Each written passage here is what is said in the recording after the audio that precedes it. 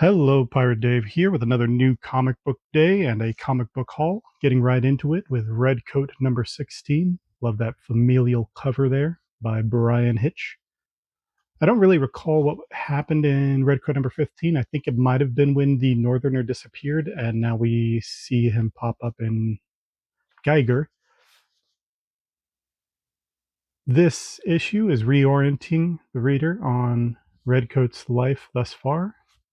So you can see it starts with the first arc and the events with Albert Einstein, then moves right on into Wild Bill Hickok's show. Hickok? No, Buffalo Bill. Wild Bill Hickok. Wild Bill Hickok was shot down because he was a gunfighter.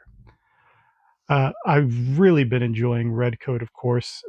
It's a tricky series because the way that they've introduced Redcoat is that in the future he's this kind of smarmy, terrible, selfish person, but the development that we see him over the between the 200 years of his initial immortality in the 1700s and when he shows up in the Geiger 80-page giant, I believe was his first appearance.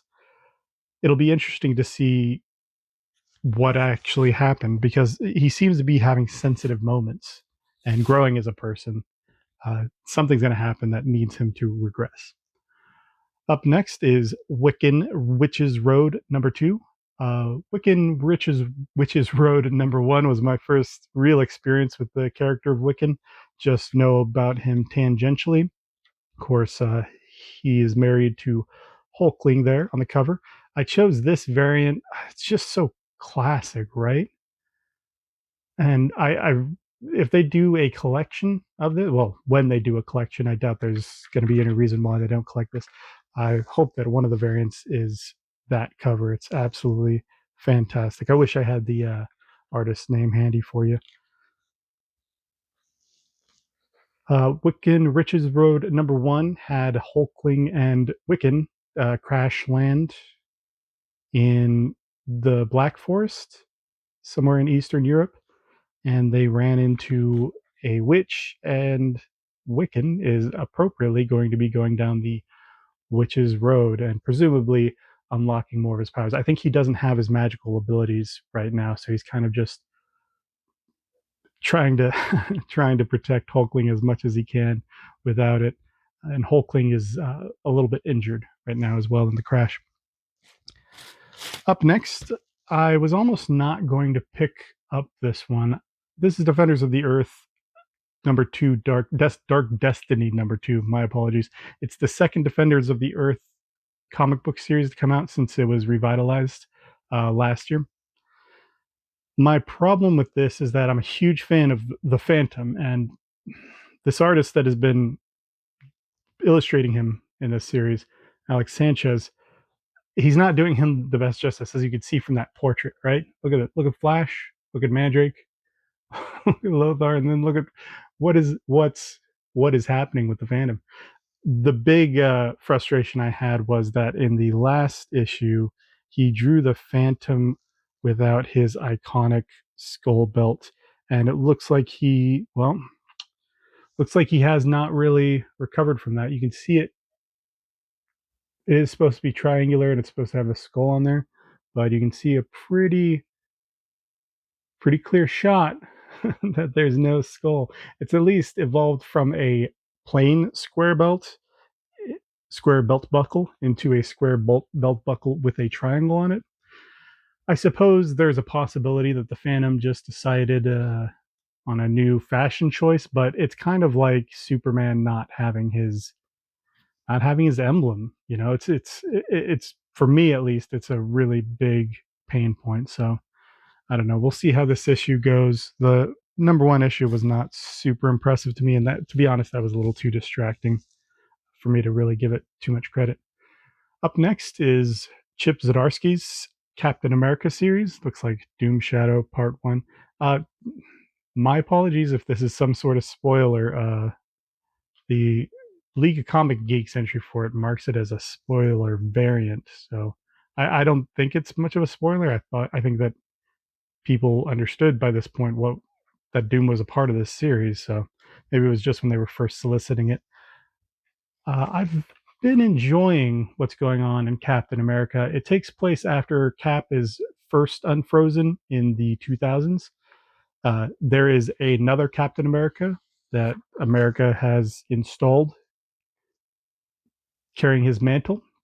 So Steve Rogers, the original Captain America, is kind of rectifying his loyalty and service to the current idea of America while you have this new Captain America that's dealing with his own trauma and his own tragedies, sort of counterbalancing those two concepts of what America should be about and perhaps what America is about. It's very interesting dynamic. Up next, and I don't really have a lot of info on this series. It was a number one, and it just looked good. It's Touched by a Demon.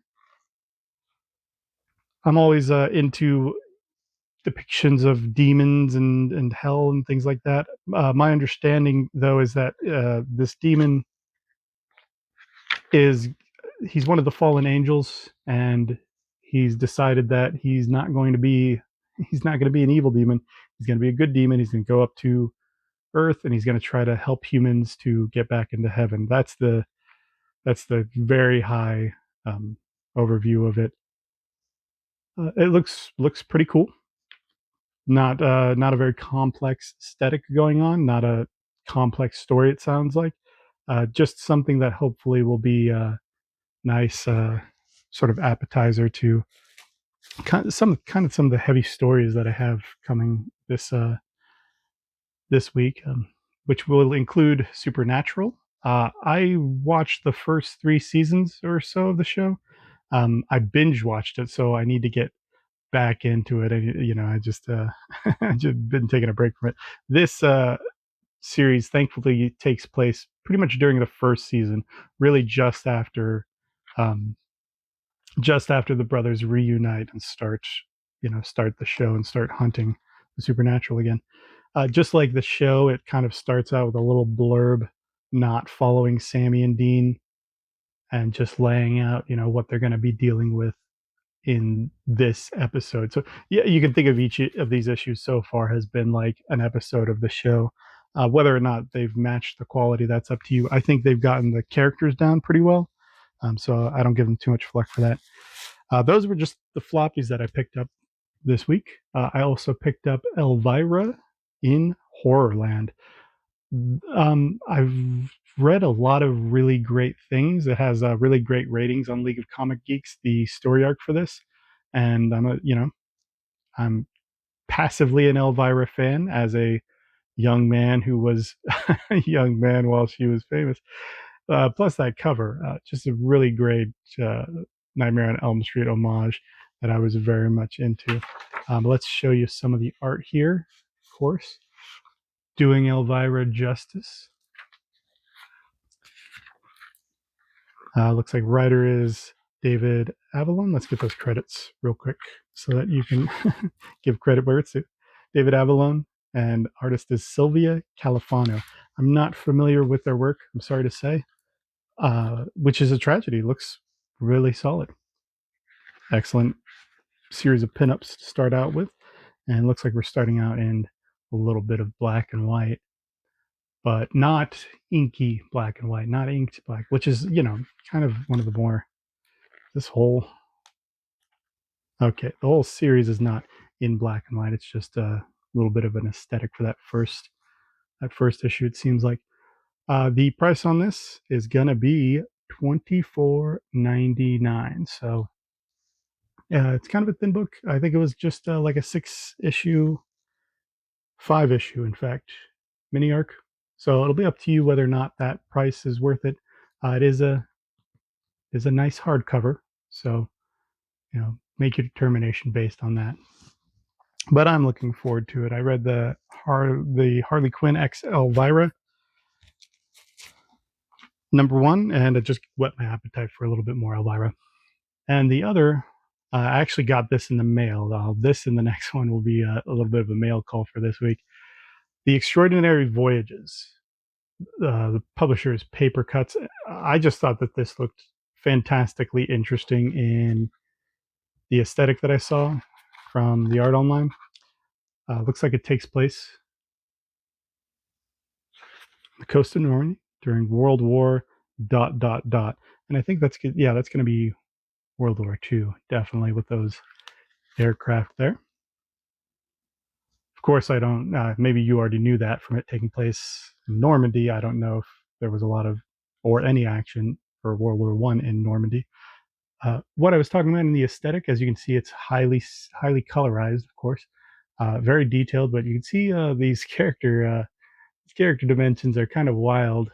They're very cartoony. They remind me a little bit of Ralph Bakshi, if you know from Wizards or Cool World. I just love physiologies and aesthetics that kind of mesh with a creative, immersive world design. It just makes things feel so much more fantastic to me. This obviously was not available at my local comic shop. Paper Cuts is kind of a niche publisher, maybe $20. Paper Cuts did have more on their website, so if that looks interesting, that's your option, is to check out Paper Cuts website and to order yourself a copy. And last up, this is a mail call. This is just a nice little treat, mainly for me. Maybe other people won't care for it too much. This is one of the final variants I need for the Phantom #1. Uh, this is done by an artist, see, Maurizio and R. Key. I'm not familiar with the artist. Looks like it's Rick Keen. I've really just been trying to collect all the Phantom variants, and slowly but surely more come out for exclusive retailers, sellers. I think there might have been an event, one or two. That makes, I believe, 12 so far of 13 that I need. I'm just pulling those numbers right out of thin air. I don't actually know exactly how many. I know that I've got a bunch of Phantom #1 covers. I've been very glad that they've only done 3 covers for each of the issues following it. This cover is fantastic, though, isn't it? You've got the previous generations of the Phantoms here on the side, and very inventive concepts for it. Not just previous generations, but you've got the red Mediterranean Phantom there. I don't see an homage to the Nordic Phantom, which would normally appear as blue, but you do have Julie Walker, the female Phantom, there as well. The red lipstick might be a little ostentatious for what she actually did. Then, of course, Diana Palmer on the side. Very, very cool. Probably, possibly my favorite cover that they've done for this #1. I'm just really glad to have it, and it's very cool that it's signed as well. I'm sorry that I don't know the artists' names. I didn't. I don't plan these videos out as much as I should. Well, those were my pickups for the week, as well as a little bit of treats from Mail Call. Hopefully, you had a great new comic book day as well. I will see you next week. Bye bye.